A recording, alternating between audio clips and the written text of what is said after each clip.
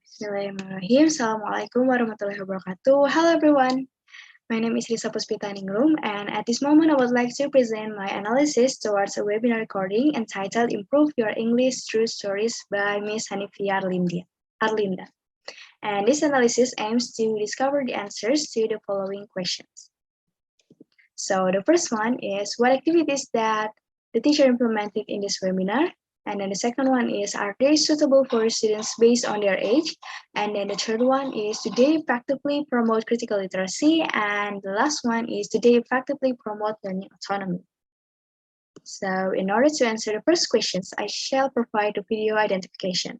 So seeing from the poster, we can see that this webinar is addressed to children who are studying in kindergarten up to year 3 primary school. And if I'm not mistaken, their age was around 5 until 9 years old. And then this online webinar was implemented through Zoom, and it aimed to expose English to young learners through stories and enhance their vocabulary, especially for these kinds of objectives. And moreover, the activities are studied with opening, and then it is followed by rules descriptions, and then the teacher started to read aloud activity, and then continue to review some materials, which is relating with objectives. Then the teachers evaluated the students by asking to the quizzes. And lastly, before closing, the teacher provided a Padlet for students to express what they have learned.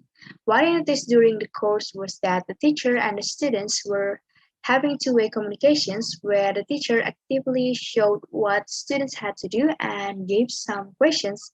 Also, she led them to answer those questions and asked them to mimic what the teacher had demonstrated. So after I've identified some elements in this webinar, let's continue to analyze whether this activity had been successfully suitable for children. First, let's discuss the characteristic of the students. Since they were around 5 until 9 years old, based on Piaget theories, they are in the pre-operational stage and begin to come to the cognitive operational stage. And moreover, based on Vygotsky, children need a more knowledgeable person, in this case a teacher, to guide them in order to achieve their cognitive skill maximally. And then based on Brunner's theory, at this age, they started to intellectually develop by understanding visual audio and also language communication. So based on those theories of child development, I can conclude that first, children at this age are active, energetic, and adventurous learners. And secondly, they are also egocentric and spontaneous in expressing their thoughts. And thirdly, they have a high curiosity and concrete thoughts. So they better understand by seeing concrete things. And fourthly, they do fantasizing and imagining a lot. And fifthly, they merely have a short concentration power and they got easily frustrated. It can be seen through this capture, where students seem to not to be able to stay still listening to the course. They got easily distracted, yet at the same time, they also felt curious with the course. And after looking at the activities that the teacher did and how the students behave in the classroom, I consider that the activities, especially read aloud and interactive conversations, are quite suitable for students. And then next, we continue to some techniques that the teacher used during the course. I noticed that the teacher did a lot of TPR, or it stands for Total Physical Response, modeling, and paid attention to the students' output. Beforehand, let me slightly explain what those are. So TPR involves teachers to integrate visual, kinetic, and audio, or simply it requires teachers to actively use movement while they are explaining word by word in a foreign language in order to make the students understand what the teachers say. And then modeling usually happens when teachers demonstrate the word by using some movement and ask the students to repeat what they see or mimic the teachers, and then they continue to do it together. And lastly, students' output requires teachers to guide the students to speak more in the class. So based on those definitions, I noticed that the teacher had implemented them neatly during the course. For instance, when she did read aloud and reviewed the material, she explained each adjective by using some expressions and also body language. She also did modeling when she invited some students to repeat what she said, and then in the opening, she did ice breaking, where she encouraged the students to answer a question relating to the animal sounds. So it showed that the teacher attempted to encourage students to speak more. And then next we are heading to critical literacy. So critical literacy means the ability to actively read books that promote a deeper understanding of socially constructed concepts such as power, inequality, and justice in human relationships. Or in other words, it attempts to connect the text that the students read with social events that they will experience in real life. So in the children's context, this ability can be improved by rhyming games, or we simply do word games where one by one mention a word that belongs to one specific category, or we can have interactive talk with the children. So we let them ask many things and we prevent ourselves from slowing them down. And then the next one, we can read aloud just like the teacher did in this webinar. Kindle in 2009 defined read aloud as a complex instructional interaction in which teachers choose text, identify words for instruction, and select the appropriate strategies for facilitate word learning. In other words, the teacher will choose a text, read it to the children by using prior techniques such as TPR, and then select further strategies in order to make the learning meaningful.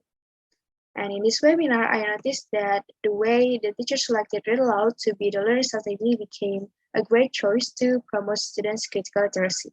Because by exposing them many stories, I think the students become more familiar with many events, and they know how to act when they face those kind of events later on. And moreover, she also added a session where she provided several questions that asked about each character's personality that aim to evaluate and also strengthen the prior material that they had just learned. And next, we continue to the next question, whether these activities could promote learning autonomy or not. So firstly, learning autonomy is defined as the activity when students take control and responsibility for their own learning, both in terms of what they learn and how they learn it. To promote this activity, teachers do not merely let the students study by their own selves, but they guide them what to do and monitor the students whether they do it correctly and achieve the learning goal. As you've seen on the screen, both teachers and students are collaborating to plan, implement, and evaluate the suitable learning to reach a successful outcome. So in this webinar, I noticed that the teacher had shown this privilege at the first session where she explained the rules of the course. So she guided students to follow the rules, yet at the same time, she let them decide to follow the available rules or not. Furthermore, she also provided quizzes in order to evaluate the students. And without us knowing, it was also effective to lead students to decide which answer that was correct in each question. And lastly, she also provided Padlet as a place for the students to express what they wanted to share and what caption that they wanted to insert based on the learning material. So both could achieve the learning goal that has been determined in the first place. And the last one is the conclusion part. I finally conclude that this webinar is quite successful and ran effectively to teach English to young learners through stories. It can be seen that it had collaborated on some platforms such as Zoom, Microsoft PowerPoint, Quizzes, and Padlet to make sure students more understand with English and be aware of various technology. And then the teacher also used suitable techniques such as TPR, modeling, interactive communications, and repetitions for teaching English to young learners. And moreover, the activities that were implemented could promote critical literacy and learning autonomy since the teacher promoted students' critical thinking while doing read aloud or reviewing materials. And also, the teacher allowed the students to decide their own activity while having quizzes and Padlet. And lastly, even though it seems successful, this webinar also has a bit shortcoming, where it was occurring online, so there was less physical interaction between the teacher and the students, so the teachers could not optimally monitor all students to make sure that all students comprehend enough with the material or not. I think that's all from me. Thank you for your nice attention. Wassalamualaikum warahmatullahi wabarakatuh.